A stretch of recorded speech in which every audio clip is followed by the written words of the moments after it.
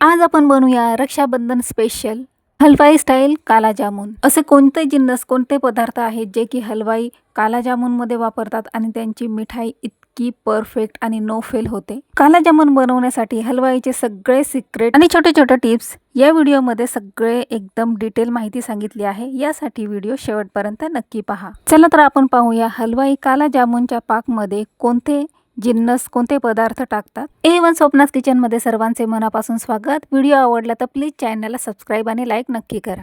आज आपण 1 cup milk powder पासून 1 ते 1.5 किलो काला जाम कसे बनवायचे हे पाहूया। यासाठी मी इथे घेतली आहे साखर 1 कप म्हणजे जवळजवळ 500 ग्रॅम साखर। अशी मी 2 कप इथे साखर घेतली आहे आणि 2 कप साखरेसाठी इथे 2 कप पाणी टाकणार आहे। साखरेचे आणि पाण्याचे प्रमाण अगदी परफेक्ट आहे। याच रेशो मध्ये तुम्ही प्रमाण घ्यायचं आहे म्हणजे तुमचे काला जामुन एकदम परफेक्ट तयार होतील। चला तर पटकन आता साखरेमध्ये पाणी टाकून घेऊया। काला जामुनसाठी आपल्याला खूप जास्त घट्ट किंवा एकतारी पाक न तयार करता आपल्याला अगदी नॉर्मल म्हणजे एकदम पातळ हलकासा चिपचिपेपणा येईपर्यंत आपल्याला पाक बनवायचा आहे। तर गॅसची फ्लेम मी आता चालू केली आहे आणि याच्यामध्ये टाकले आहेत 2 इलायची मी कुटून घेतले आहेत म्हणजे याचा जो स्वाद आहे तो खूप छान उतरतो।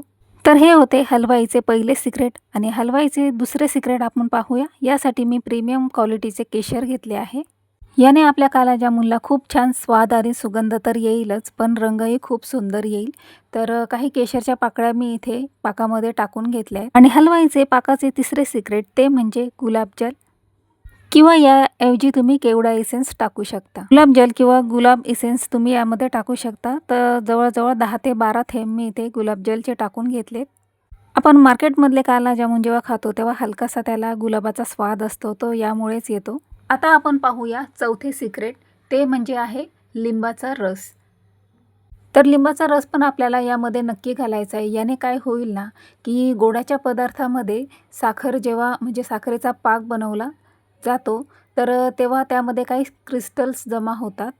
यानंतर आपण कुठलाही गोडाचा पदार्थ बनवू तर या क्रिस्टल्समुळे वरती म्हणजे गोडाचा जो पदार्थ असतो कुठलाही त्यावर पांढरा साखरेचा थर दिसू शकतो। पण जर आपण यामध्ये लिंबाच्या रसाचा वापर केला तर तो क्रिस्टल्स असतो तो नाहीसा होतो यामधून निघून जातो।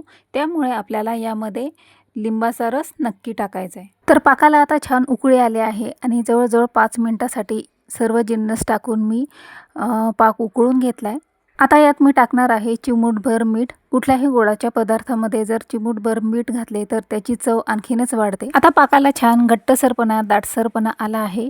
पाक चेक करण्यासाठी मी एका वाटीत थोडासा बाजूला काढून घेते। हलकासा पाक चेक आपण चिपचिपा झाला आहे की नाही ते चेक करून पाहूया। पाक हलकासा मी इथे थंड करून घेतला आणि आता याला चेक करून पाहूया। तर बोटाने चेक केल्यावर मला याच्यामध्ये चिकटपणा जाणवतोय म्हणजे अगदी परफेक्ट हलवाई स्टाईल पाक इथे आपला तयार झाला आहे। आता हा पाक मी बाजूला ठेवून देते आणि आपण काला जामुन बनवायसाठी कोणते जिन्नस लागतात ते पाहूया। तर आपण इथे मिल्क पावडर पासून आज काला जामुन बनवतोय। तर इथे मी 1 कप मिल्क पावडर घेतले। वजनी प्रमाणात हे 300 ग्रॅम आहे। तर हे मिल्क पावडर आता मी एका बाउलमध्ये ट्रान्सफर करून घेते आणि आता यामध्ये टाकायचे आहे दूध। आपण 1 कप मिल्क पावडर घेतलं तर 1 कप मिल्क पावडरसाठी 1 कप दूध घेतले। तर आता मिल्क पावडर आपल्याला छान व्यवस्थित दुधामध्ये मिक्स करून घ्यायचे फेटून घ्यायचे म्हणजे यामध्ये ज्या गुठळ्या असतात लम्स असतात त्या चांगल्या फेटून घ्यायच्या आहेत। तर बिटरनी मी इथे छान हे इथे ढवळून घेते म्हणजे याच्यामध्ये गाठी अजिबात राहणार नाही। आणि काला जामुन बनवताना म्हणजे जेव्हा पण आपण मिल्क पावडर पासून काला जामुन बनवतो तर एक गोष्ट नक्की लक्षात ठेवायची की डायरेक्ट आपल्याला कच्च्या मिल्क पावडर पासून काला जामुन नाही बनवायचे। तर आधी आपल्याला याचा मावा बनवून घ्यायचा आहे। यासाठी मी गॅसवर ठेवली आहे कढई आणि कढईमध्ये आता थोडंसं तूप टाकून घ्यायचे म्हणजे मावा जो आहे तो कढईला चिटकणार नाही किंवा जळणार नाही। ॲमेझॉनचे काही प्रोडक्ट जसे कढई पॅन आणि किचनमधील काही सुबक भांडी अगदी दर्जेदार क्वालिटीचे आणि वस्तूच्या मानाने याची किंमतही मला खूप छान वाटली। तर त्यांची लिंक्स मी खाली तुम्हाला डिस्क्रिप्शन बॉक्समध्ये दिली आहे तर नक्की चेक करा आणि हे प्रोडक्ट्स तुम्हाला हवे असेल तर मला कमेंटमध्ये नक्की सांगा। आता मावा बनवण्यासाठी मी कढईमध्ये दूध आणि मिल्क पावडरचं मिश्रण टाकून घेतला आहे आणि गॅसची फ्लेम मी लो टू मीडियम ठेवली आहे। आता एकसारखं आपल्याला हे हलवत राहायचं। आता मिश्रणामध्ये थोडासा दाटसरपणा यायला सुरुवात झाली आहे। मिल्क पावडरपासून बनलेले हे काला जामुन चवीला खूपच छान अप्रतिम लागतात। तर लवकरच रक्षाबंधन येणार आहे आणि त्या मागोमाग एका पाठोपाठ अनेक सण येणार आहेत। तर कुठल्याही सणाला ही मिठाई म्हणजे काला जामुन तुम्ही बनवू शकता। मार्केटमधली जी मिठाई असते ती जास्त करून शक्यतो त्यामध्ये केमिकलचं प्रमाण असतं, पण घरच्या घरी जर आपण ही मिठाई बनवली तर ती आपल्याला खूप कमी किमतीत आणि हेल्दी सुद्धा बनवता येते। तर या रक्षाबंधनाला तुम्ही हे काला जामुन नक्की बनवा आणि मला एक छानशी कमेंट नक्की करा। आता यामध्ये मी टाकणार आहे 1 कप मैदा, अर्धा चमचा इलायची पावडर, 1 चमचा तूप आणि अर्धा चमचा बेकिंग पावडर। मार्केटमध्ये हलवाई जेव्हा काला जाम बनवतात तेव्हा हे सर्व पदार्थ त्यात घातले जातात, त्यामुळे त्यांचे गुलाबजाम इतके छान मऊ सॉफ्ट आणि हलके होतात। तर हे पदार्थ याच्यात मी सगळे टाकून घेतलेत आणि आता हलक्या हाताने छान पीठ व्यवस्थित मिक्स करून घेणार आहे। गरजेनुसार आता यात थोडं थोडं करून दूध टाकून घ्यायचं आणि हलकासा मऊसर असा याचा डो बनवून घ्यायचा। आता माव्याला चांगला आपल्याला मळून घ्यायचं आहे। तळ हाताचा जो खालचा भाग असतो त्याच्याने दाबून दाबून प्रेस करून हा मावा एकदम हलका करून घ्यायचा। जेवढं आपण चांगलं पीठ मळू तेवढेच आपले गुलाबजाम किंवा काला जामुन हे अगदी हलके आणि जाळीदार होतात। आता हा मावा मी एका बाउलमध्ये ट्रान्सफर करून घेतला आहे आणि याच्यामध्ये पण आता मी छान पुन्हा त्याला व्यवस्थित मळून घेते। आता छान असा हा मावा आपला इथे मळून तयार झाला आहे। याला आता मी हलकासा तुपाचा हात लावून पुन्हा मळून घेतलं आणि 15 मिनिटासाठी झाकून ठेवणार आहे। आता 15 मिनिटानंतर पाहूया मावा आपला चांगला हलका झाला आहे आणि याच्यातला थोडासा पावभाग मी काढून घेतला आणि इथे मी काही ड्रायफ्रूट्स घेतले आहेत, काजू, बदाम आणि पंपकिन सीड्स। हवं तर पंपकिन सीड्सच्या ऐवजी तुम्ही पिस्ता घेऊ शकता। तर हे ड्रायफ्रूट चांगले क्रश करून घ्यायचे। आता आपण मार्केट स्टाईल काला जामुनमध्ये जे आतले मिश्रण असते ते कसे बनवायचे ते पाहूया। तर यासाठी मी थोडासा मावा बाजूला काढून घेतला। आता त्यामध्ये टाकणार आहे थोडासा फूड कलर।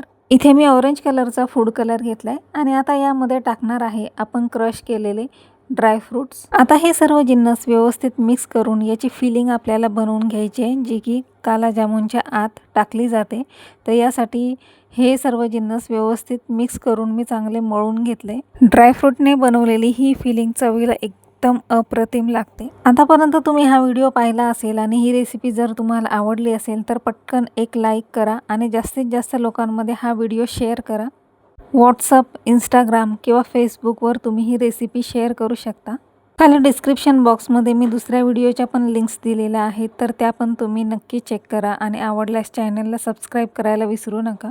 आता काला जामुनच्या आत भरण्यासाठी जी फिलिंग लागते ती इथे तयार झालेली आहे आणि आता हलक्या हाताने मी काला जामुनसाठी एक डो बनवून घेतला आहे। तर आता याची आपल्याला एक पातळ पुरी हातावरच तयार करून घ्यायची आहे आणि आपण ड्रायफ्रूटचं जे मिश्रण तयार केले ते याच्या आत भरायचे आणि सर्व बाजूनी छान व्यवस्थित प्रेस करून दोन्ही हातावर वळवून याचा छान गोळा तयार करून घ्यायचा आहे। एक आणखीन मी तुम्हाला बनवून दाखवते।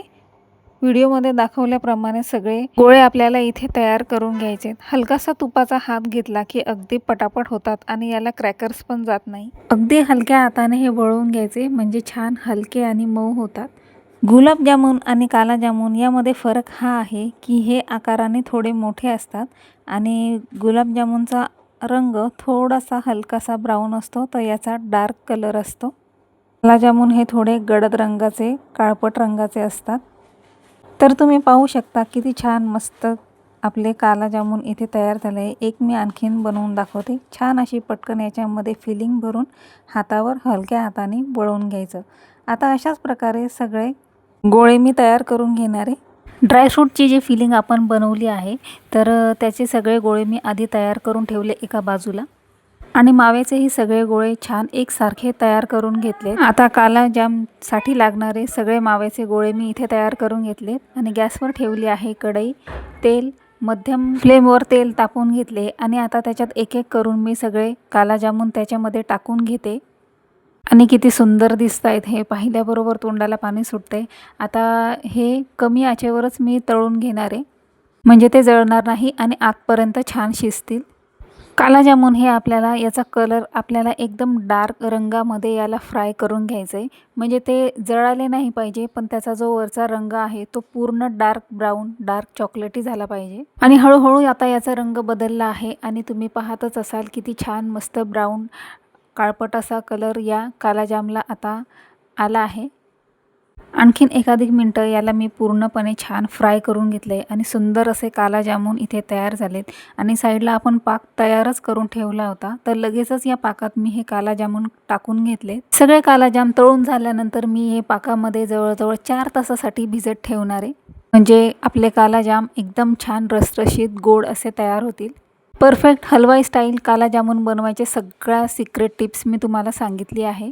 आणि किती सुंदर काला जाम आपले इथे तयार झालेत. अशा आणखीच सुंदर, चविष्ट, स्वादिष्ट अशा स्वीटच्या रेसिपी पाहण्यासाठी आपल्या मराठमोळी A1 स्वप्नाज किचनला पटकन सबस्क्राईब करून बेल आयकॉन देखील प्रेस करा. जास्तीत जास्त लोकांमध्ये हा व्हिडिओ शेअर करा.